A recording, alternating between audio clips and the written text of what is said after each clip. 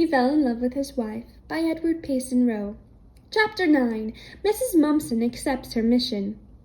As Holcroft drove through the town, Mrs. Wiggins, who, as matters were explained to her, had expressed her views chiefly by affirmative nods, now began to use her tongue with much fluency. "I've a friend hereabouts," she said, "and she's been a-keeping some of my things. He'll be holding to you, master, if you'll just stop a bit at the door while I've get him. If you'll advance me $1 or so in me wages, it'll be a long time afore I trouble ye again." The farmer had received too broad a hint not to know that Mrs. Wiggins was intent on renewing her acquaintance with her worst enemy. He briefly replied, therefore, "It's too late to stop now. I'll be coming down soon again, and we'll get your things." In vain Mrs. Wiggins was expostulated, for he drove steadily on. With a sort of grim humour he thought of the meeting of the two witty women, as Tom had characterized them, and of Mrs. Mumpson's dismay at finding the cheap girl, a dame of 60, weighing not far from 200. "If it wasn't such an awfully serious business for me," he thought, "it would be better in going to a theatre to see the two go on. If I haven't got 3 peculiar females in my hands now, I'd like to hear of the man who has." When Mrs. Wiggins found that she could not gain her point, she subsided into utter silence. It soon became evident in the cloudy light of the moon that she was going to sleep, for she nodded and swayed about so that the farmer feared she would tumble out of the wagon. She occupied a seat just back of his and filled it too. The idea of stepping over, sitting beside her, and holding her in was inexpressibly repugnant to him. So he began talking to her, and finally shouting at her to keep her awake. His efforts were useless. He glanced with rueful dismay over his shoulder as he thought, "If she falls out, I don't see how on earth I'll ever get her back again." Fortunately, the seat slipped back a little, and she soon slid down into a sort of mountainous heap on the bottom of the wagon, as unmindful of the rain as if it were a lullaby. Now that his mind was at rest about her falling out, and knowing that he had a heavy load, Holcroft let the horses take their own time along the miry highway. Left to her own devices by Holcroft's absence, Mrs. Mumpson had passed what she regarded as a very eventful afternoon and evening. Not that anything unusual had happened, unless everything she said and did may be looked upon as unusual. But Mrs. Mumpson justly felt that the critical periods of life are those upon which definite courses of action are decided upon.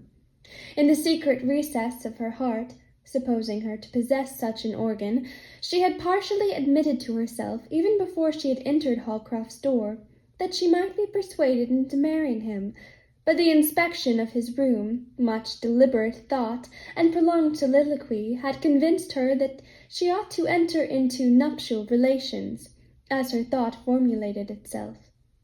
It was a trait of Mrs. Mumpson's active mind that when it once entered upon a line of thought, it was hurried along from conclusion to conclusion with wonderful rapidity.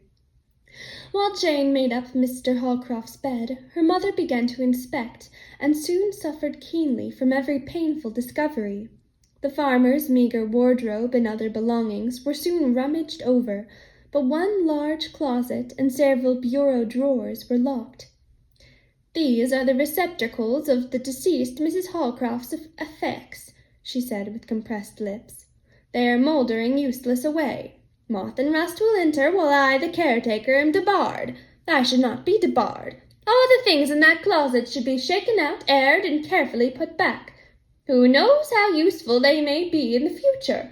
Waste is wicked. Indeed, there are few things more wicked than waste. Now I think of it, I have some keys in my trunk." "He won't like it," interposed Jane. "In the responsible position I have assumed," replied Mrs. Mumpson with dignity, "I must consider not what he wants, but what is best for him, and what may be best for others." Jane had too much curiosity herself to make further objection, and the keys were brought. It was astonishing what a number of keys Mrs. Mumpson possessed, and she was not long in finding those which would open the ordinary locks, thought by Holcroft to be ample protection. "I was right," said Mrs. Mumpson complacently. "A musty odour exudes from these closed receptacles. Men, have no such comprehension of the need of such caretakers as I am." Everything that had ever belonged to poor Mrs. Holcroft was pulled out, taken to the window, and examined, Jane following as usual, in the wake of her mother, and putting everything to the same test which her parent applied. Mrs. Holcroft had been a careful woman, and the extent and substantial character of her wardrobe proved that her husband had not been close in his allowances to her. Mrs. Mumpson's watery blue eyes grew positively animated as she felt of and held up to the light one thing after another. Mrs. Holcroft was evidently unnaturally large, she reflected aloud. But then these things could be made over, and much material be left to repair them from time to time. The dresses are of sombre colors, becoming to a lady somewhat advanced in years and of subdued taste. By the time that the bed and all the chairs in the room were littered with wearing apparel, Mrs. Mumpson said, "Jane, I desire you to bring the rocking-chair. So many thoughts are crowding upon me that I must sit down and think." Jane did as requested, but remarked, "The sun's getting low, and all these things will have to be put back just as they was, or he'll be awful mad." "Yes, Jane," Mrs. Mumpson abstractedly replied, and rocking gently, "you can put them back. Your mind is not burdened like mine, and you haven't offspring in the future to provide for." And for a wonder she relapsed into silence. Possibly she possessed barely enough of womanhood to feel that her present train of thought had better be kept to herself. She gradually rocked faster and faster, thus indicating that she was rapidly approaching a conclusion. Meanwhile, Jane was endeavoring to put things back as they were before, and found it no easy task. As the light declined, she was overcome by a sort of panic, and huddling the things into the drawers as fast as possible, she locked them up. Then, seizing her mother's hand and pulling the abstracted woman to her feet, she cried, "If he comes and finds us here and no supper ready, he'll turn us out right into the rain." Even Mrs. Mumpson felt that she was perhaps reaching conclusions too fast, and that some diplomacy might be necessary to consummate her plans. Her views, however, appeared to her so reasonable that she scarcely thought of failure, having the happy faculty of realizing everything in advance, whether it ever took place or not. As she slowly descended the stairs with the rocking-chair, she thought, "Nothing could be more suitable. We are both about the same age. I am most respectably connected. In fact, I regard myself as somewhat his superior in this respect. He is painfully undeveloped and irreligious, and thus in sore need of female influence. He is lonely and downhearted, and in a woman's voice there is a spell to banish care. Worst of all, things are going to waste. I must deliberately face the great duty with which Providence has brought me face to face. At first he might be a little blind to this great opportunity of his life, that I must expect, remembering the influence he was under so many years, but I will be patient, and by the proper use of language, place everything eventually before him in a way that will cause him to yield in glad submission to my views of the duties, the privileges, and the responsibilities of life." So active was Mrs. Mumpson's mind that the train of thought was complete by the time she had ensconced herself in the rocking-chair by the fireless kitchen stove. Once more Jane seized her hand and dragged her up. "You must help," said the child. "I expect him every minute, and I'm scared half to death to think what he'll do, especially if he finds out we've been rummaging."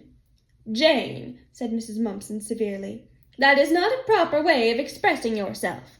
I am housekeeper here, and I've been inspecting." "Shall I tell him you've been inspecting?" asked the girl keenly. "Children of your age should speak when they are spoken to," replied her mother, still more severely. "You cannot comprehend my motives and duties, and I should have to punish you if you passed any remarks upon my actions." "Well," said Jane apprehensively, "I only hope we'll soon have a chance to fix up them drawers, for if he should open 'em, and we'd have to tramp again, and we will soon anyway if you don't help me get supper." "You are mistaken, Jane," Mrs. Mumpson responded with dignity. "We shall not leave this roof for 3 months. and that will give me ample time to open his mind to his true interest. I will condescend to these menial tasks until he brings a girl who will yield the deference due to my years and station in life." Between them, after filling the room with smoke, they kindled the kitchen fire. Jane insisted on making the coffee and then helped her mother to prepare the rest of supper, doing, in fact, the greater part of the work. Then they sat down to wait, and they waited so long that Mrs. Mumpson began to express her disapproval by rocking violently. At last she said severely, "Jane, we will partake of supper alone." "I'd rather wait till he comes." "It's not proper we should wait. He is not showing me due respect. Come, do as I command." Mrs. Mumpson indulged in lofty and aggrieved remarks throughout the meal, and then returned to her rocker. At last her indignant sense of wrong reached such a point that she commanded Jane to clear the table and put away the things. "I won't," said the child. "What? Will you compel me to chastise you?" "Well, then I'll tell him it was all your doings." "I shall tell him so myself. I shall remonstrate with him. The idea of his coming home alone at this time of night with an unknown female."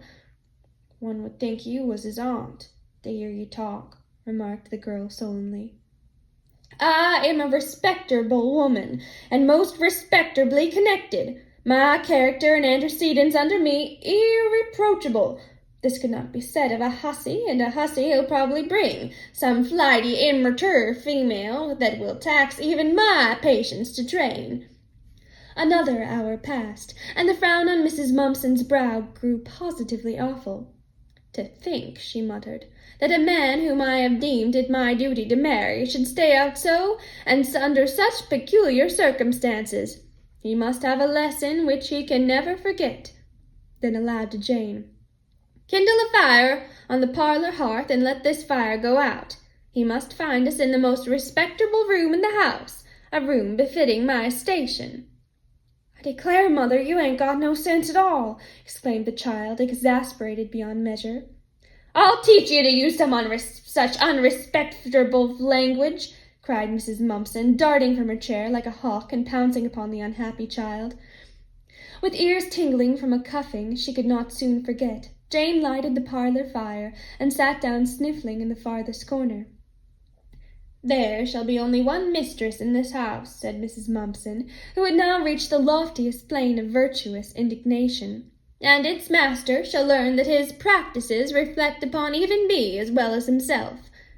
At last the sound of horses' feet were heard on the wet, oozy ground without.